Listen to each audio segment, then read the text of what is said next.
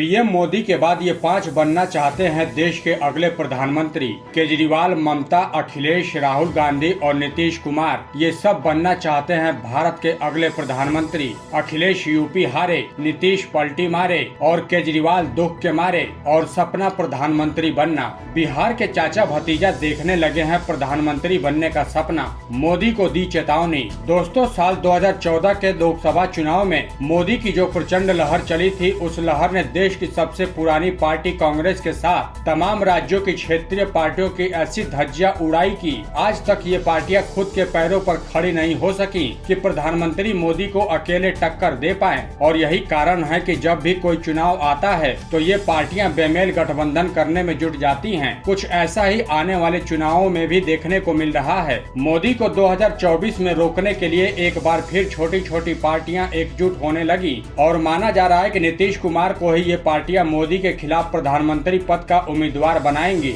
लेकिन आज की ये खबर देखने के बाद नीतीश चाचा की नींद और खुशी दोनों उड़ जाएगी। आप वीडियो को शेयर कर दीजिए और देखते रहिए।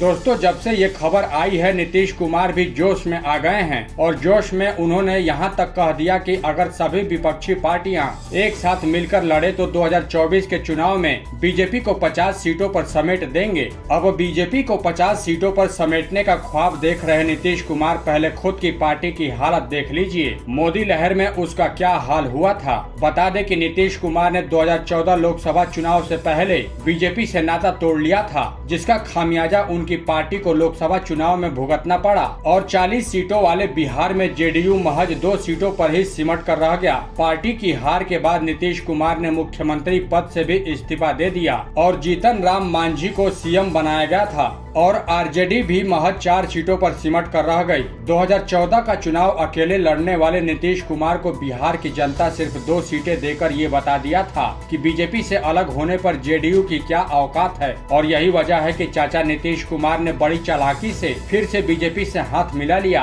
और 2019 का चुनाव बीजेपी के साथ मिलकर लड़े थे, जिसका फायदा जेडीयू को मिला। प्रधानमंत्री मोदी की वजह से जेडीयू की पार्टी 2 सीटों से सीधे 16 सीटों पर पहुँच गयी, जबकि आरजेडी का इस चुनाव में पूरी तरह से सफाया हो गया। कांग्रेस को भी सिर्फ 1 सीट पर जीत हासिल हुई। मोदी विरोधी ये नतीजे देखकर समझ जाएं कि मोदी का साथ पाकर जेडीयू पार्टी कहां से कहां पहुंच गई। 2019 का चुनाव नीतीश कुमार मोदी के साथ लड़े तो 16 सीटों पर जीत हासिल किए और लालू की आरजेडी का तो पूछिए ही मत। 2014 में 4 सीटें जीतने वाली आरजेडी का 2019 के चुनाव में खाता तक नहीं खुला था और अब ये दोनों पार्टियां चली हैं 2024 के चुनाव में मोदी को टक्कर देने। इतना ही नहीं, नीतीश कुमार को मोदी के खिलाफ लड़ने के लिए विपक्ष का प्रधानमंत्री पद का उम्मीदवार बनाने की कोशिश की जा रही है और इसी बात से फूले नहीं समा रहे हैं। नीतीश कुमार कह रहे हैं कि 2024 के चुनाव में बीजेपी को 50 सीटों पर ही समेट देंगे। तो दोस्तों, अब इससे अच्छा मजाक तो हो ही नहीं सकता